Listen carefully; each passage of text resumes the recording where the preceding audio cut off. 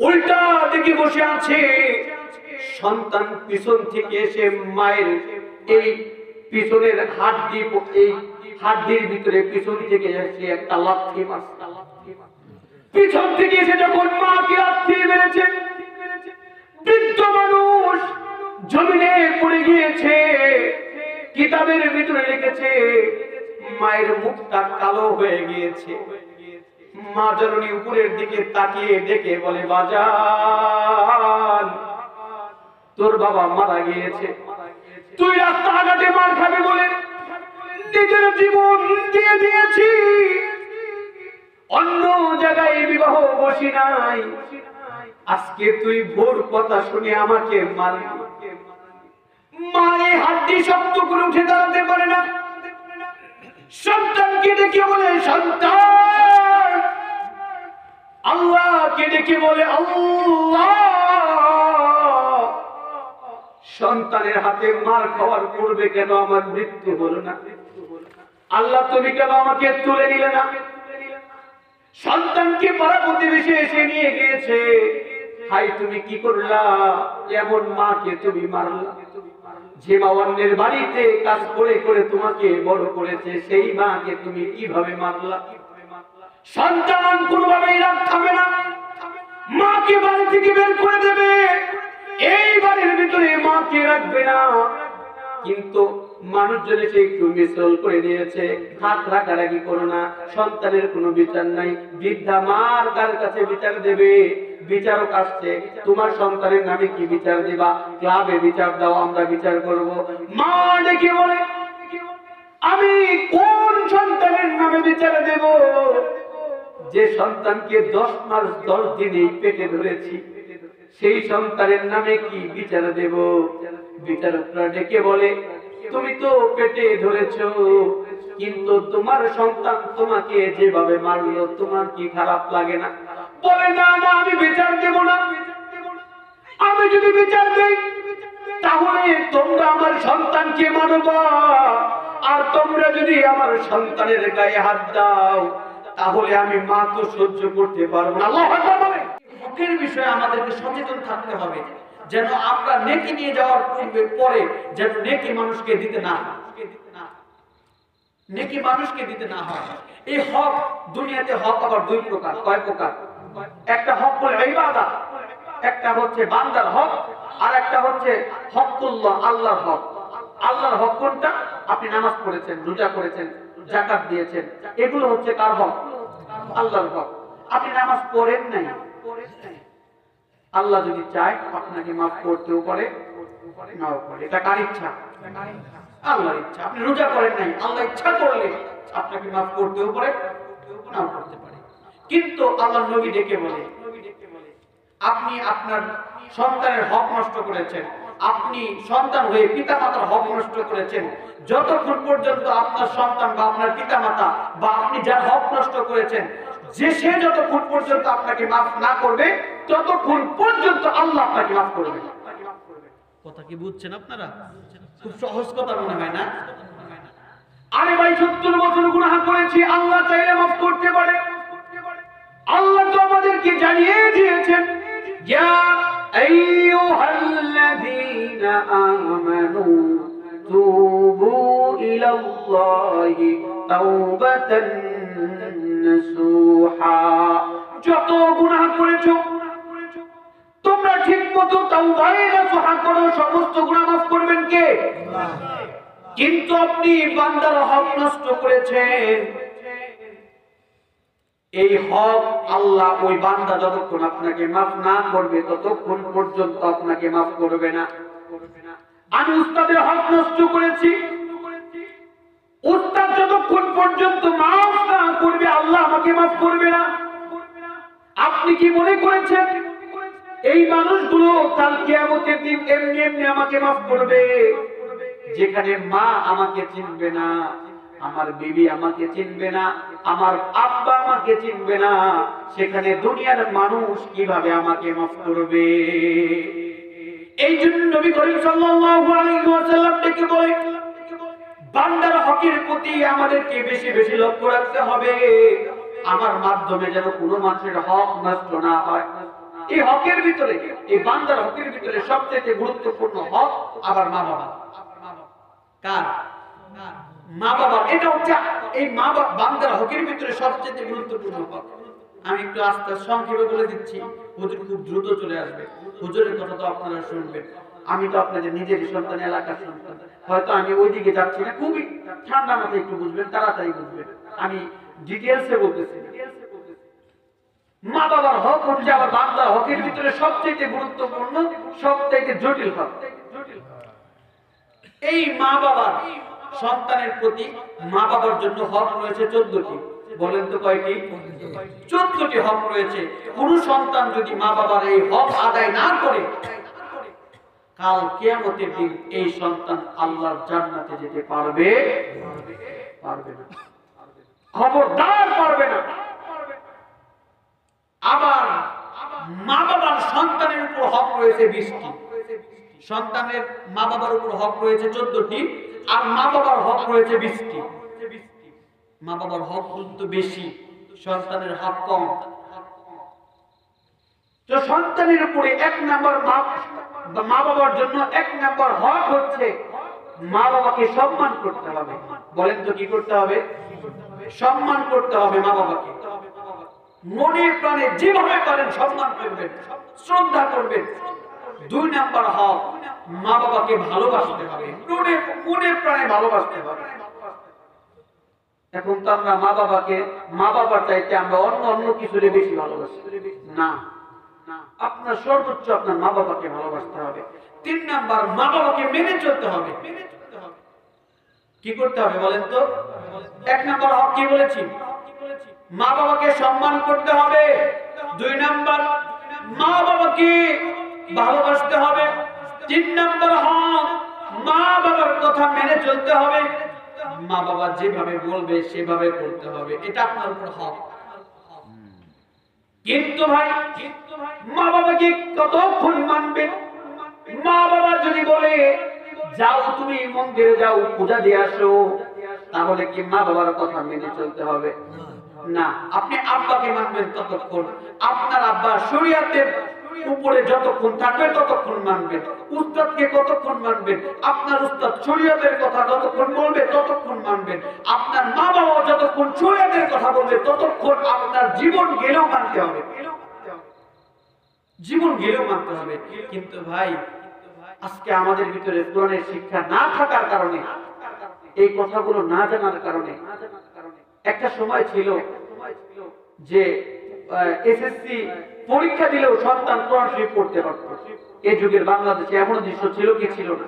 কিন্তু এখন দেখবেন এসএসসি পরীক্ষার কোন ছাত্রকে ডাকবেন, বলবেন সূরা ফাতিহা পড়ো, বলতে পারে? আস্তে আস্তে স্কুলে পড়লেও আগে মক্তবের ব্যবস্থা ছিল, কিন্তু এখন ওই মক্তবের ব্যবস্থাও উঠে যাচ্ছে। যাচ্ছে কি যাচ্ছে না? উঠে যাচ্ছে। মা বাবা কি করতেছে?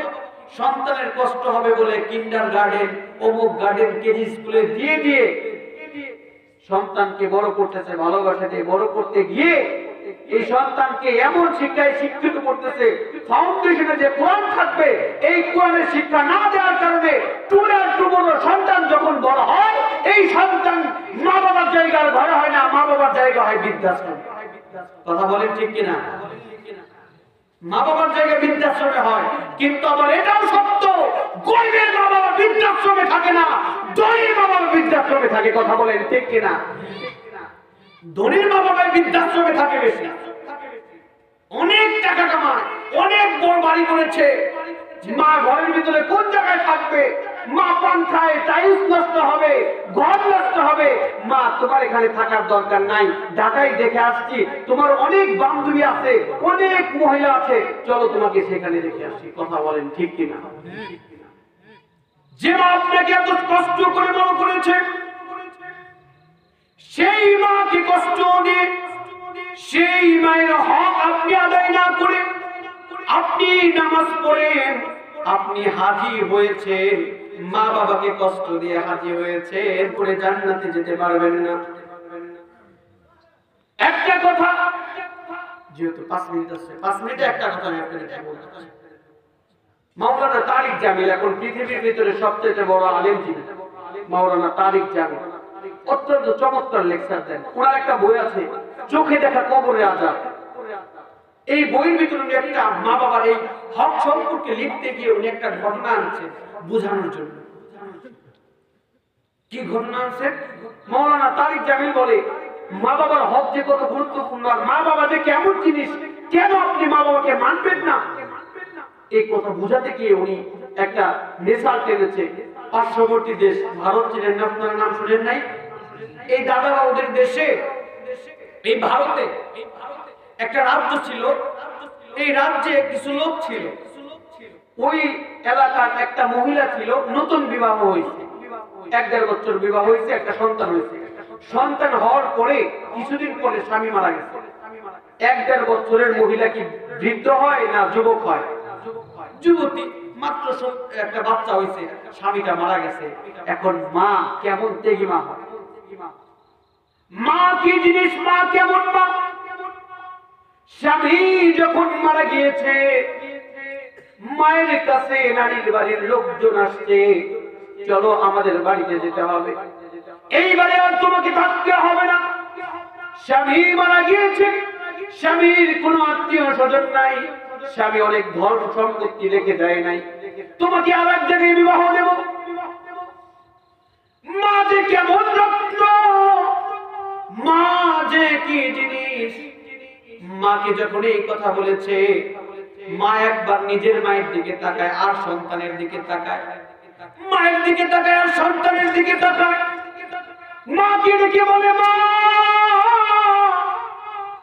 এই যে আমার বুকের কলিজার টুকরা, আমার সন্তান হয়েছে, আমি যদি আরেকটা বিবাহ না করি আমার জিন্দেগি নষ্ট হয়ে যাবে, কিন্তু আমি যদি আরেকটা বিবাহ করি আমার জীবন সুখে হবে। কিন্তু আমার কলিজার টুকরা ওই ঘরের স্বামী এই সন্তানকে নাও মেনে নিতে পারে, এই সন্তান রাস্তাঘাটে মানুষের মার খেতে পারে, রাস্তাঘাটে অপমান হতে পারে। মাকে ডেকে বলে, মা জীবনে যাই করেছি, যত অপরাধ করেছি, আমার জীবন তো হয়তো আর বেশি দিন বাঁচবো না, আমার জীবন শেষ হয়ে যায় হোক, কিন্তু আমি আমার সন্তানের জীবন নষ্ট হতে দেব না। আল্লাহু আকবার বলেন। যেহেতু একবারে বিবাহ হয়েছে, আমি আর বিবাহ বসবো না, আমার জীবন শেষ হয়ে যায় হোক, এটাই আমার প্রথম বিবাহ, এটাই শেষ বিবাহ। আমি আমার সন্তানকে বড় করব, মানুষের মতো মানুষ করব, সন্তানকে অন্যের মার খেতে দেব না, প্রয়োজনে আমার জীবন ধ্বংস হয় হোক। মা নিজের জীবন কুরবানি দিয়ে দিল। এভাবে অন্যের বাড়ি কাজ করে করে দুখুনি মা নিজের সন্তানকে বড় করে, পড়ালেখা করায়, ভার্সিটিতে পড়াইছে, সন্তান বড় হয়েছে, সন্তান ব্যবসা বাণিজ্য করে। সন্তান যখন ব্যবসা বাণিজ্য করে, কলেজে থাকাকালীন সন্তানের একটা মেয়ের সাথে সম্পর্ক হয়, ওই মেয়েকে বিবাহ করে বাড়িতে নিয়ে আসে। বাড়িতে যখন নিয়ে আসছে, মা জননী বৃদ্ধ হয়ে গেছে, যুবতী মহিলাকে বাড়িতে নিয়ে আসছে। সন্তান যখন ব্যবসা করে আসে, সন্ধ্যার সময় যখন বাড়িতে আসে, প্রথম দিক লক্ষ্য করে দেখে মা আর সন্তানের সাথে ঝগড়া লাগে। মা ঘরের ভিতরে ঢুকে যায়, স্ত্রী ঘরের দিকে ঢুকে যায়। রাত্রিবেলা স্ত্রী মায়ের বিরুদ্ধে স্বামীর কাছে শুধু কান পড়া দেয়, কান পড়া দেয়। এভাবে কয়েকদিন চলতে থাকে। হঠাৎ করে একদিন সন্তান যখন বাড়িতে আসছে, বাড়িতে আসার পরে দেখে মায়ের সাথে ওই বৌমার একটু কথা কাটাকাটি হচ্ছে, ঝগড়া হচ্ছে। সন্তান যখন বাড়িতে আসছে, মা লজ্জা পেয়ে গিয়েছে, মা দৌড়া ঘরের ভিতরে ঢুকে গিয়েছে। কিন্তু স্ত্রী বড় টাউট, ওই টাউট মহিলা যখন দেখেছে স্বামী বাড়ির ভিতরে ঢুকেছে, সঙ্গে সঙ্গে অজ্ঞান হওয়ার ভান ধরেছে, জমিনে পড়ে গিয়েছে। যখন অজ্ঞান হয়ে গেছে, স্বামী ধরেছে, মাথায় পানি দিয়েছে, ঘরের ভিতরে ঢুকাইছে। স্ত্রী ডেকে বলে, স্বামী আমি তোমার ঘর আর করবো না, তোমার সংসার করবো না, আমি বাপের বাড়ি চলে যাব। তুমি বাড়ি থেকে যখন চলে যাও, তোমার মা আমাকে অত্যাচার করে, আমাকে মারধর করে, আমি আর বাড়িতে থাকবো না। জালেম সন্তান যখন বলেছে আমি তোমার বাড়িতে থাকবো না, তোমার সংসার করবো না, সন্তানের মাথা গরম হয়ে গেছে। কিতাবের ভিতরে লিখেছে, মা যখন লক্ষ্য করে দেখেছে বৌমা আমার অজ্ঞান হয়ে গেছে, মা ভয় পেয়ে গেছে, ঘরের ভিতরে ঢুকে ভাঙ্গা ঘর পান খাচ্ছে আর উল্টা দিকে তাকিয়ে আছে, পানটা এভাবে ছেঁচতেছে, দাঁত তো পড়ে গেছে। হঠাৎ করে জালেম সন্তান বউয়ের কথা শুনে, উস্কানি শুনে, কিতাবের ভিতরে লিখেছে ঘর থেকে একটা দৌড় মেরেছে, একটা দৌড় দিয়ে মা যে বসে আছে, মা জননী, এই মা জননী উল্টা দিকে বসে আছে। সন্তান পিছন থেকে এসে মায়ের এই পিছনের এই হাড্ডির ভিতরে পিছন থেকে এসে একটা লাথি মারছে। পিছন থেকে এসে যখন মাকে লাথি মেরেছে, বৃদ্ধ মানুষ জমিনে পড়ে গিয়েছে। কিতাবের ভিতরে লিখেছে মায়ের মুখটা কালো হয়ে গিয়েছে। মা জননী উপরের দিকে তাকিয়ে ডেকে বলে, বাজান, তোর বাবা মারা গিয়েছে, তুই রাস্তাঘাটে মার খাবি বলে নিজের জীবন দিয়ে দিয়েছি, অন্য জায়গায় বিবাহ বসি নাই, আজকে তুই ভোর কথা শুনে আমাকে মারলি। মায়ের হাড্ডি শক্ত করে উঠে দাঁড়াতে পারে না। সন্তানকে ডেকে বলে সন্তান, আল্লাহকে ডেকে বলে আল্লাহ। সন্তানের হাতে মার খাওয়ার পূর্বে কেন আমার মৃত্যু হলো না?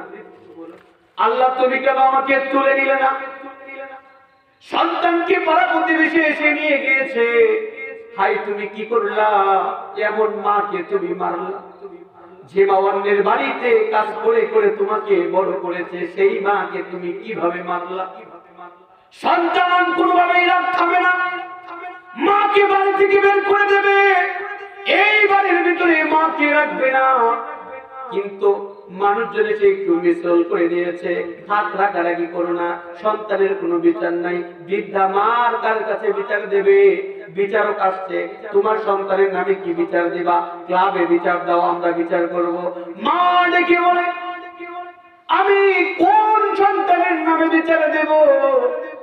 যে সন্তানকে 10 মাস 10 দিনে পেটে ধরেছি, সেই সন্তানের নামে কি বিচার দেব? বিচারকরা ডেকে বলে, তুমি তো পেটে ধরেছো, কিন্তু তোমার সন্তান তোমাকে যেভাবে মারলো তোমার কি খারাপ লাগে না? বলে, না না, আমি বিচার দেব না।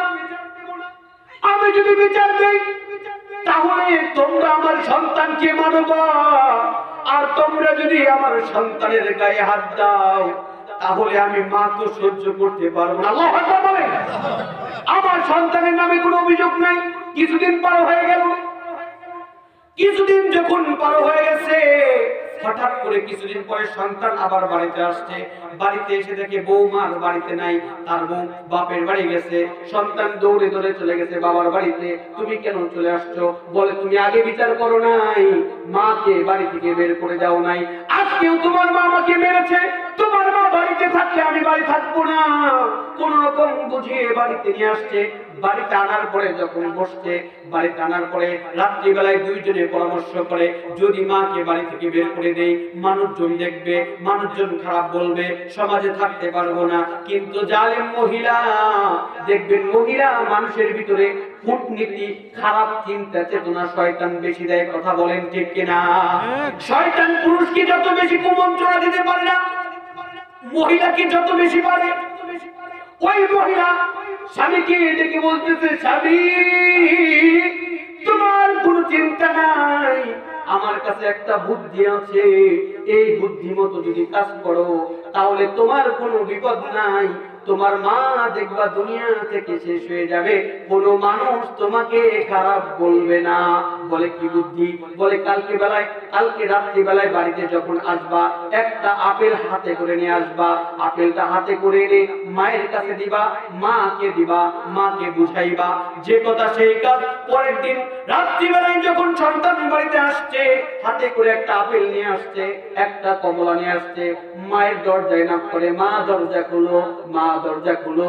মা তো ভয় পেয়ে গেছে, মনে হয় কালকে বউ চলে গেছে, আজকে আবার এসে আমাকে মারবে। মা ডেকে বলে, বাবা তোর কাছে ক্ষমা চাই, মাপ চাই, আমার শরীরটা খুব ভালো নাই, আমি আল্লাহর কসম করে বলি কালকে আমি তোর বউকে কিচ্ছু বলি নাই, কোনো গালি দেই নাই, এমনি এমনি বাবার বাড়িতে চলে গেছে। সন্তান বলে, মা আমি তোমাকে মারতে আসিনি, দরজা খুলো। বইয়ের শিখানো মন্ত্র, মা গো আমি তোমার সাথে অন্যায় করেছি, মা দরজা খুলো, মা আমি তোমার কাছে মাপ নিতে এসেছি। মায়ের মন তো ভরে গেছে, দরজা খুলে দিয়েছে। সংক্ষেপে বলে দিচ্ছি, যখন দরজা খুলে দিয়েছে, সন্তান ওই বইয়ের শেখানো মন্ত্র একটা আপেল কেটে, একটা মালটা কেটে মায়ের হাতে দেয়, মা তুমি এই মালটা খাও। মা মালটা খায়, আর ঝরঝর করে চোখ দিয়ে পানি পড়ে।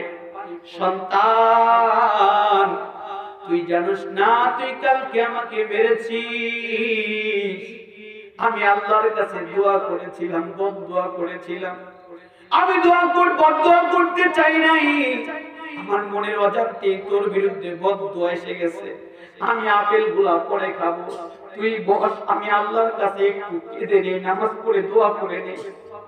যখন হাতে আপেলটা দিয়েছে, মা সঙ্গে সঙ্গে কাপড়ের আঁচলটা আসমানের দিকে বাড়াইছে, মালিক আমার সন্তান তো বুঝে নাই, না বুঝে আমাকে আঘাত করেছে, আমি মা সন্তানকে মাফ করে দিলাম, আরশের মালিক তুমিও মাফ করে দাও। সন্তানের জন্য দোয়া শেষ করেছে, সন্তানকে ডেকে বলে তুমি ঘুমাও।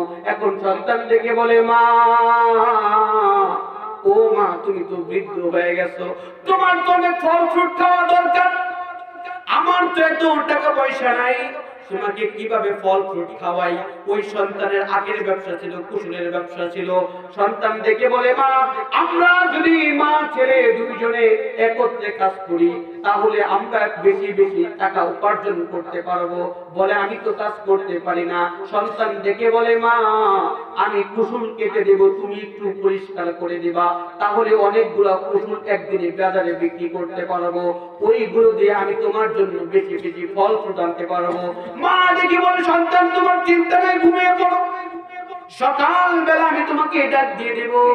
সন্তান ঘুমিয়ে পড়েছে, বইয়ের শেখানো মন্ত্র তার মনের ভিতরে আছে, বউ সুন্দরভাবে তাকে শিখিয়ে দিয়েছে। 4টার দিকে ভোর রাত, দুনিয়া যখন নিস্তব্ধ, কোন মানুষ জায়গা নাই, মা উঠে গিয়েছে সন্তানের কাছে, সন্তান তুমি না চকের ভিতরে যাইবা, চলো যাই। সন্তান ঘুম থেকে উঠেছে, সাথে করে কুশল কাটার জন্য একটা কোদাল নিয়েছে। মাকে বলে, মা তুমি আগে আগে যাও, আমি পিছে পিছে যাই।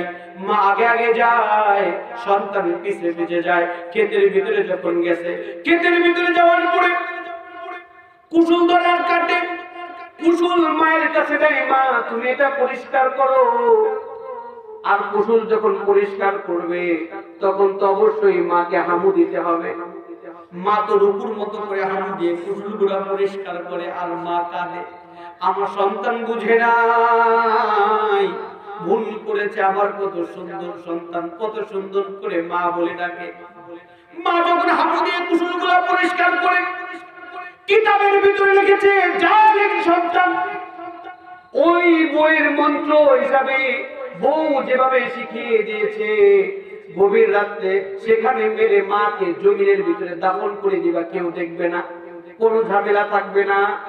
যখন বইয়ের কথা মতো মা যখন হামু দিয়েছে, কুশলগুলো পরিষ্কার করবে, জালিম সন্তান উদানটা উপরের দিকে উঠাইছে, উপরের দিকে উঠিয়ে মা যখন রুকু অবস্থায় আছে, কুশলগুলা পরিষ্কার করে মায়েরকে কোপ দেবে দেবে ভাব। কিতাবের ভিতরে লিখছে মা কেমন যেন খবর পেয়ে গিয়েছে, মা বুঝতে পেরেছে আমার সন্তান আমাকে মেরে ফেলবে।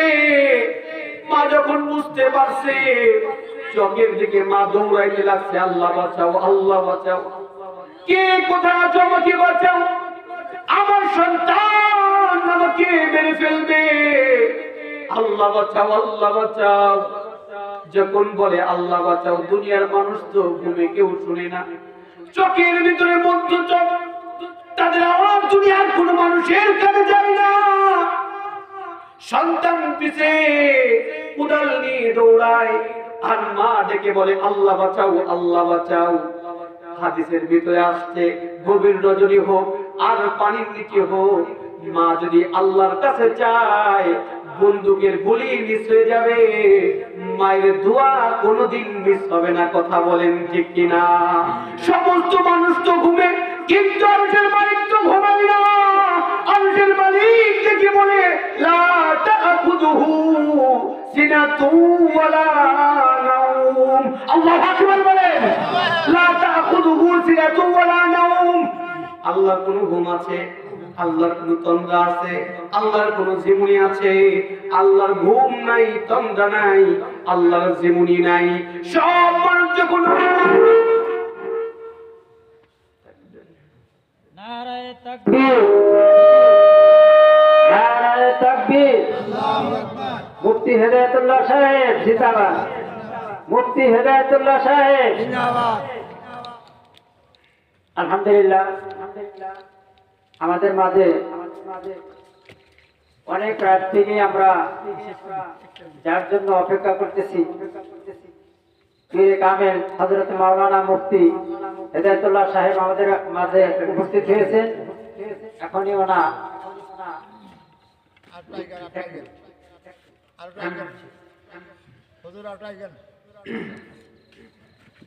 যখন মাকে হত্যা করবে, মা বুঝে গেছে আল্লাহ বাঁচাও, আল্লাহ বাঁচাও। বলেন পৃথিবীর মানুষ তো শুনে না, একজন শুনে কি শুনে না?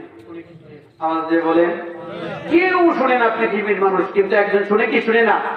ওই উপরওয়ালা এখন আছে না নাই? কেউ দুনিয়ার মানুষ তো সাহায্য করার জন্য আসে না, কিন্তু আল্লাহ তো সব শুনতেছে। যখন শুনতেছে সন্তান পিছনে মাকে হত্যা করার জন্য দৌড়াইতেছে কোদাল নিয়ে, হঠাৎ করে মায়ের কানের ভিতরে আওয়াজ আসছে, মা। কি আওয়াজ আসছে? মা। যখন আওয়াজ আসছে মা, মা কেমন যেন বুঝতে পারছে যে আমার সন্তান যদি বিপদে পড়ে, এইভাবে মা বলে। মা সঙ্গে সঙ্গে পিছনের দিকে তাকাইছে, পিছনের দিকে তাকায় দেখে সন্তান আপনার এভাবে দাঁড়িয়ে আছে, নড়তে পারতেছে না, চলতে পারতেছে না, শুধু মুখটা। কেন আমার সন্তান এভাবে দাঁড়িয়ে আছে কেন? দুনিয়ার কোন মানুষ সাহায্য করতে আসে নাই, কিন্তু উপরওয়ালার সাহায্য আসে না নাই? আওয়াজ দিয়ে বলেন আছে না নাই? একদম সন্তান, জালিম সন্তান পাথর হয়ে দাঁড়িয়ে আছে, দৌড়াইতে পারে না, মাকে হত্যা করবে, কিন্তু তার হাতটা পাথর বানিয়ে দিয়েছে কে? আওয়াজ দিয়ে বলেন কে? আর চলতে পারে না, দাঁড়িয়ে আছে। মা কাছে এসে লক্ষ্য করে দেখে আমার সন্তান, এই সন্তানকে মাটি কেমন যেন খেয়ে ফেলতেছে। আস্তে আস্তে সন্তান মাটির দিকে ঢুকে যাচ্ছে, মাটির দিকে ঢুকে যাচ্ছে। মা পাগল হয়ে গেছে, কে কোথায় আছো? আমার সন্তানকে বাঁচাও, সন্তানকে বাঁচাও। এইভাবে করতে করতে সন্তান এই পর্যন্ত মাটির ভিতরে ঢুকে গেছে, গলা পর্যন্ত যখন ঢুকে গেছে, ভোর হয়ে গিয়েছে, মানুষজন এগিয়ে আসছে। কি হয়েছে বলে এই কাহিনী। মানুষজন বলে এ মরুক, একে বাঁচানো যাবে না, আমরা দেখেছি তুমি কত কষ্ট করে সন্তানকে বড় করছো, তোমাকে হত্যা করতে এসেছো, আল্লাহর বিচার, ঠিক আছে মরুক। কিন্তু মা কিভাবে সহ্য করবে? মা সঙ্গে সঙ্গে চোখের ভিতরে কাপড়টা বিছিয়ে দিয়ে আল্লাহকে ডেকে বলে, আল্লাহ, আল্লাহ গো, এই সন্তানকে তুমি হত্যা করো না, তুমি আযাব দিও না। এই সন্তান বুঝে নাই, আমাকে হত্যা করতে চেয়েছে, আমার মুখ দেখতে চাই নাই। আল্লাহ গো, এই সন্তান যদি দুনিয়া থেকে চলে যায়, কে আমাকে মা বলে রাখবে? আমি কার জবান থেকে মা এই সন্তান যদি বেঁচে থাকে কমসে কম লুকিয়ে লুকিয়ে সন্তানের চেহারা একবার আমি দেখতে পারবো। দয়াল্লাহ, আমার সন্তানকে তুমি মাফ করে দাও। আমি মাফ করে দিলাম। কিন্তু আল্লাহ যে ফয়সালা লিখে দিয়েছে সেই ফয়সালা আল্লাহ ভুলালেন না। সঙ্গে সঙ্গে এই মাটি সন্তানকে গ্রাস করে ফেললেন। তো মাকে কষ্ট দেবেন, মায়ের সেবা যত্ন করবেন না, মায়ের খেদমত করবেন না, মায়ের হক আদায় করবেন না, মাকে কষ্ট দেবেন, আর আপনি আল্লাহর জান্নাত খুঁজবেন। নামাজ পড়ে পড়ে কপাল ঘাউ করে ফেলবেন, আর মায়ের একটা কথা বলে রেগে উঠবেন। মাকে ভাত দেবেন না, মায়ের খোঁজ খবর আপনি নেবেন না।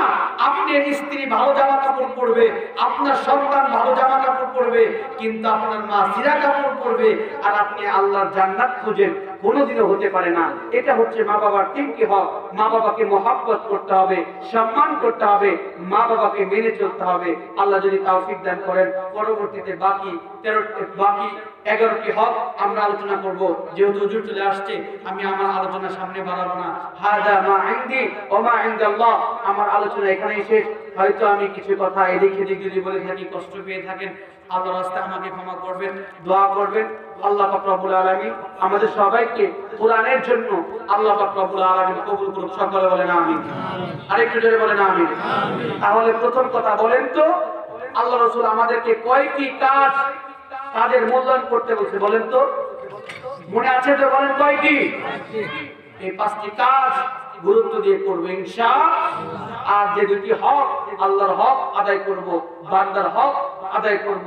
বান্দার হকের ভিতরে গুরুত্বপূর্ণ হক মায়ের হক। এই হকগুলো আমরা আদায় করব। আল্লাহ পাক রব্বুল আলামিন সেই তৌফিক আমাদের দিন। সকলে বলেন আমিন।